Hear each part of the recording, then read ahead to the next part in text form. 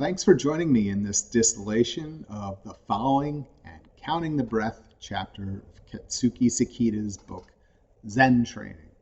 Before we start, if you'd like to see more videos on Buddhism, Zen, Taoism, Western philosophy, and meditation, can please do me a favor and click pause and then click subscribe and leave a thumbs up if you like the content and tell a friend. Now that you've subscribed, let's move on to the distillation. We typically begin our zazen practice by counting the breath. The beginner may want to whisper that number either audibly or inaudibly, but typically when the counting is done, it's just done in your mind. There are three methods that you could follow. First, you could count from 1 to 10, both when you exhale and when you inhale. So on your first inhalation, you'd slowly say 1. And when you exhale, you'd say 2. And on the next inhale, 3, etc., until you reach 10, and then that cycle would repeat. The second method is similar, but you would only count during your exhales. And then the third method is to just count the inhales. If you're following that first method and you're audibly speaking the numbers, let a little bit of air out before you start saying the number on the exhale in order to avoid feeling some pain in your chest. With the second method, you extend out the numbers so they're more like 1.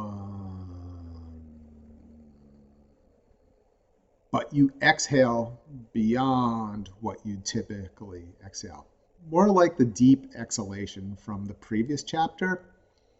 With a third method, you're focused on inhaling, but you still want to keep the focus at the same time on your abdominal breathing, as there'll be a tendency to breathe from your chest once you started the number. So we do that inhalation in 2 steps, as described in the previous chapter. When you're first inhaling, allow the diaphragm and abdomen to relax. And when you reach the stage where your lung capacity, where you typically be doing normal inhalation, you'd contract the diaphragm and tighten the abdominal muscles. Show off your beer belly. Regardless of which method you use, in the midst of your counting, some thought is going to flow through your mind. And you might follow that thought for a while before you think, oops, I shouldn't have followed that thought. That's okay. Let the thought drop. If you're like me, there's a chance you won't even recall what number you were on at that time. But don't judge or beat yourself up about it. It happens to every practitioner over and over again. And it has a name. It's called monkey mind.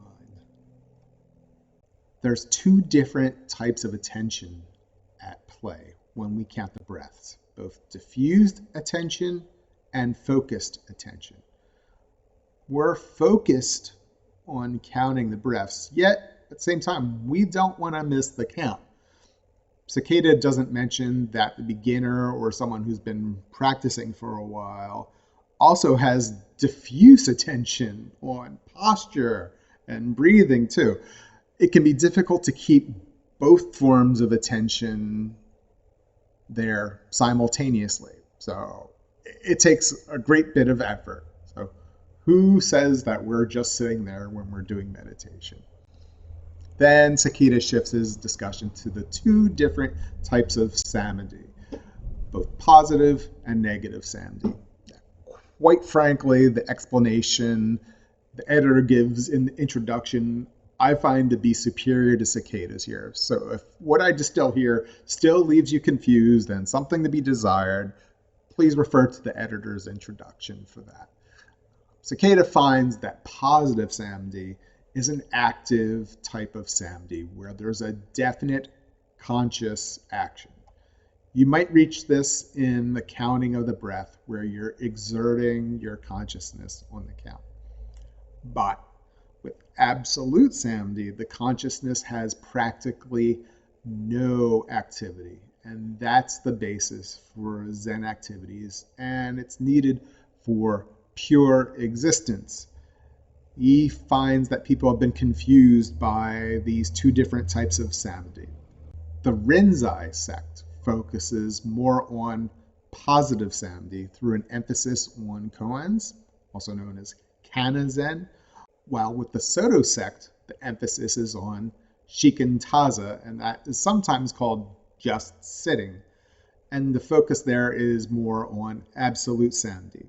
But both sects have both positive and absolute samadhi elements. It's just that the focus is different in each sect. So you're going to get positive or absolute samadhi whether you're following Soto or whether you're following Rinzai. Sekida advocates seeking both positive and absolute samadhi in balance. Now, at the same time, while he advocates balance, he notes that when we enter absolute samadhi, we shed our usual consciousness, we purify the body and the mind, and when we go back to the real world, positive samadhi can be employed to navigate that chaos that we experience in our lives. There's been some brainwave studies that indicate there might be different types of activity in the brain associated with the different forms of samadhi.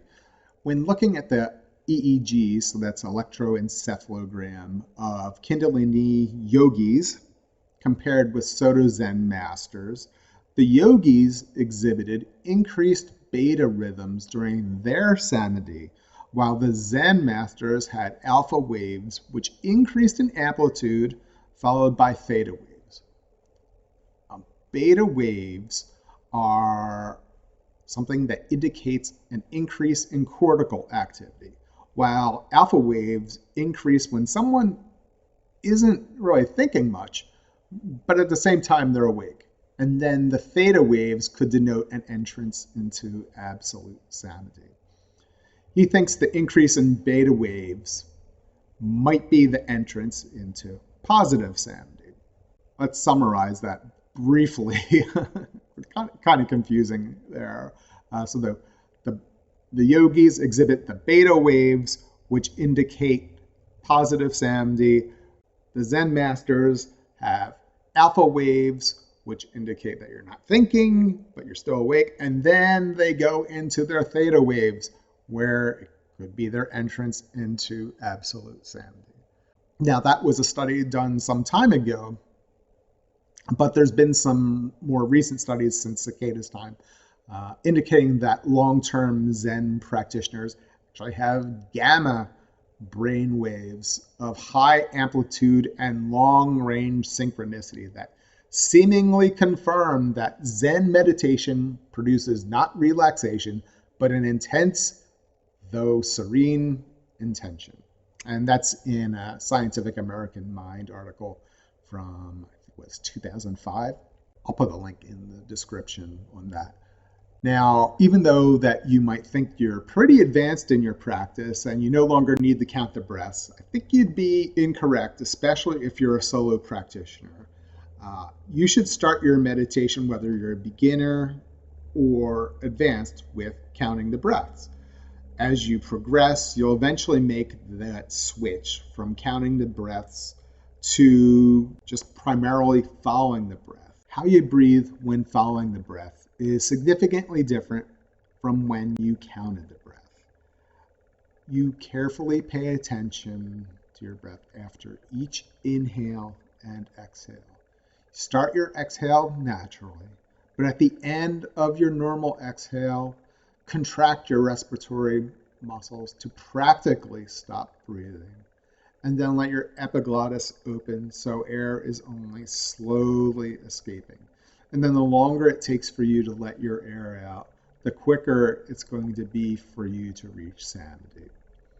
But keep in mind, we're not doing skin diving. Just be prudent with how long you're holding the breath. Now, after one of those deep exhalations, you're going to need some short respiratory cycles, 3 to 5, depends on you, to recover your oxygen. Now, when you've mastered this technique, you'll be ready for shikantaza. That's also known as just sitting. regarding wandering thoughts that arise from transient things like a cough, a car horn, or an odd flash of light, those are of no concern, nor is a thought that just goes through your mind like, I'm in samadhi. It is a problem when you start following the thoughts, though, and then you start telling yourself stories in your mind. That can happen during your shorter exhalation. You'll need to keep that tension up by practically stopping the breath. And if you might remember, a few chapters back, we had a 1-minute zazen exercise where we stop the breath and we can keep the tension and focus there. That's it again. And when we start working on mu, this will help, as tension in the tendon is also boosted when we say mu inwardly. But that's discussed in the next chapter, and it's going to be the first koan we'll explore. Thank you for joining me in this distillation, and see you next time on Sloppy Zen. Have a good one.